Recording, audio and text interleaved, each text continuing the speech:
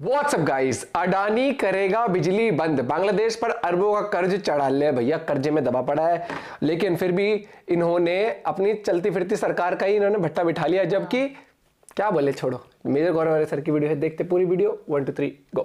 पूरा पैसा नहीं दिया, बांग्लादेश ने छोटा सा दे दिया क्योंकि इसका बिल पहले से पेंडिंग था। मैं तो इनसे यही बोलूंगा, अडानी से भी सिचुएशन ही खराब चल रही है कि तुम दनादन इनको पावर दो, रात भर एसी चलाओ और जब दफ्तर जाओ तो घर में एसी खुला छोड़ के जाओ, तुम चलाओ पूरा बांग्लादेश, चिंता मत करो, इनके ऊपर चढ़ने दो लोन, ये तभी सुधरेंगे। तो ये तो बात चल रही है बांग्लादेश की, जहां पे बांग्लादेश ने बिजली ले ली भारत से, पैसा देने की क्षमता नहीं है। ये जो उधारी है तब खड़ी हो गई थी जब शेख हसीना नहीं थी, अभी अभी की नहीं, जब शेख हसीना थी तब भी उधारी खड़ी हुई थी। पैसे कल डूबते हैं आज डूब जाए यार, मुझे कोई फर्क नहीं पड़ता, लेकिन बांग्लादेश के ऊपर लेवरेज होना बहुत जरूरी है। तुम्हें क्या चाहिए? खाना चाहिए, पानी चाहिए, दवाई चाहिए, बिजली चाहिए, जो चाहिए लो। कि जो भारत के साथ सांठगांठ करेगा, जान लेना हम छोड़ेंगे नहीं तुम्हें। ये भारत को धमकी दे रहे हैं कि तुम हमें वीजा क्यों नहीं दे रहे, और एक तरफ ये बिजली का पैसा नहीं दे पा रहे हैं, और दूसरी तरफ यही लोग जो हैं वो हमसे ये कह रहे हैं कि साहब हमें वीजा दो, हम भारत के अंदर जाएंगे। जय हिंद दोस्तों, मैं हूं मेजर गौरव और आप देख रहे हैं द चाणक्य डायलॉग्स। इस वीडियो को लाइक करिए, हमारे चैनल को सब्सक्राइब करिए, बेल आइकन दबाना बिल्कुल मत भूलिएगा। दोस्तों, जो बांग्लादेश वाला मामला हुआ था, हमने काफी चीजें इसमें आपके साथ डिस्कस करी। किस तरीके से फौज ने मदद करी शेख हसीना का तख्ता पलट करने के लिए, किस तरीके से बीएनपी और जमात इस्लामी ने मिलकर यह तख्ता पलट करवाया, किस तरीके से अमेरिका की साजिश थी, सेंट मार्टिन, हर चीज कवर करी। और सबसे बड़े रूप से जो कवर करा वो करा कि किस तरीके से हिंदुओं पे वहां पे तशद्दुद हो रही है, उनके ऊपर टॉर्चर हो रहा है, उनकी औरतों के ऊपर, बच्चों के ऊपर, सबके ऊपर, ये हमने बताया। लेकिन आज एक नया फैसेट हम आपके सामने लेकर आए, एक नई सूरत आपको दिखाएंगे। बांग्लादेश को बिजली सप्लाई हो रही थी भैया इंडिया से, मोटी बिजली। बांग्लादेश का बहुत सारा बिजली का लोड, मैं सारा का सारा नहीं बोल रहा, लेकिन बहुत सारा बिजली का लोड भारत से जाता था, और ये सारी यूनिट्स बांग्लादेश कंज्यूम करती थी। अच्छा, ये तो थी गवर्नमेंट टू गवर्नमेंट या कंपनी टू कंपनी की अंडरस्टैंडिंग। अब हुआ ये है कि $1 अरब का उनके ऊपर चढ़ गया लोन। लोन क्या मतलब कि $1 अरब का बिल चढ़ गया, ये समझ लीजिए। यानी कि बांग्लादेश को, भारत को $1 अरब देने हैं। अब मैं पहले आपको बताता हूं क्या क्या हुआ, कौन कौन सी वो कंपनियां हैं, और हर एक कंपनी को कितने रुपए बांग्लादेश ने देने हैं। धीरे धीरे पाकिस्तान इसमें भाई 1 अरब में सबसे बड़ा बहुत जल्दी सबसे बड़ी जो कंपनी है भारत की, जिसको मैक्सिमम पैसा लेना है बांग्लादेश से, अडानी। वो है अडानी। अडानी को 800 मिलियन लेने हैं, और अडानी जो है 1.6 गीगावाट बांग्लादेश को सप्लाई करता है। गोड्डा झारखंड में जो उसका प्लांट है, यह जुलाई 2023 को ऑपरेशनल हो गया था। गोड्डा झारखंड के प्लांट से यह बांग्लादेश को सप्लाई करता है 1.6 गीगाबाइट, और अडानी को मिलने हैं $800 मिलियन। ठीक है, बहुत नंबर 2 पे तो SEIL एनर्जी इंडिया, इसको 150 मिलियन देने हैं। ये 250 मेगावाट सप्लाई करता है बांग्लादेश को। इसके अलावा एनटीपीसी लिमिटेड, एनटीपीसी आप जानते हैं, सभी लोग जानते हैं एनटीपीसी को, उसका 84.5 मिलियन।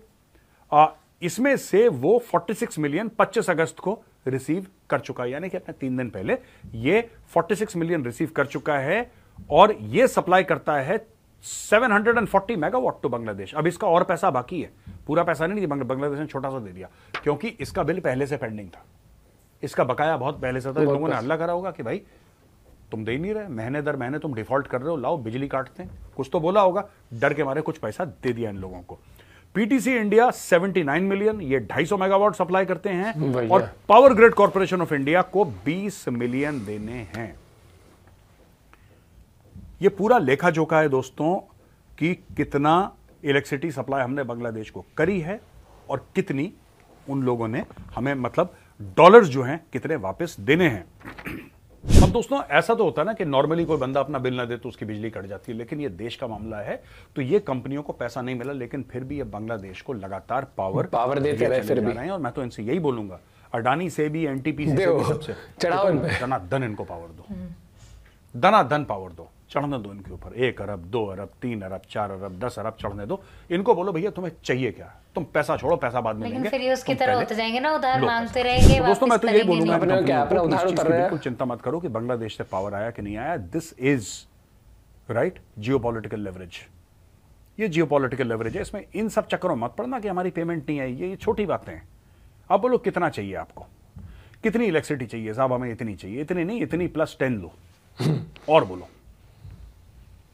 ये भी ठीक है। रात भर एसी चलाओ और जब दफ्तर जाओ तो घर में एसी खुला छोड़ के जाओ, तुम चलाओ पूरा बांग्लादेश, चिंता मत करो, इनके ऊपर चढ़ने दो लोन, ये तभी सुधरेंगे। अच्छा जी, एहसान एच मंसूर हैं बांग्लादेश बैंक के गवर्नर, उन्होंने बोला है कि हाँ साहब, अडानी को बहुत सारा पैसा देना है बांग्लादेश को और ये डेट हमें सेटल करनी पड़ेगी। तो ये तो बात चल रही है बांग्लादेश की, जहां पे बांग्लादेश ने बिजली ले ली भारत से, अब पैसा देने की क्षमता उसकी नहीं है। $1 अरब से ज्यादा उनको वापस देना है भारत को, दे नहीं पा रहे हैं, कह रहे हैं थोड़ा सा रुको, अगले महीने देंगे, अगले महीने देंगे। और ऐसी बात नहीं है कि ये जो उधारी है तब खड़ी हो गई थी जब शेख हसीना नहीं थी, अभी अभी कि नहीं, जब शेख हसीना थी तब भी उधारी खड़ी हुई थी, लंबे टाइम से थोड़ी सी कम होगी, अब और बढ़ गई है। अब दोस्तों इसमें यह पता लगाने वाली बात है, मैं कोशिश करूंगा पता लगा के फिर आपको बताता हूं, क्या इसमें ब्याज वाला भी फैक्टर है?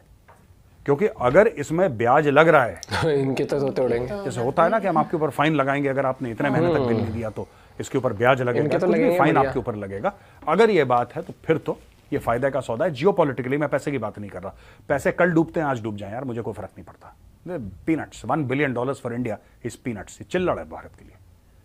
लेकिन बांग्लादेश के ऊपर लेवरेज होना बहुत जरूरी है।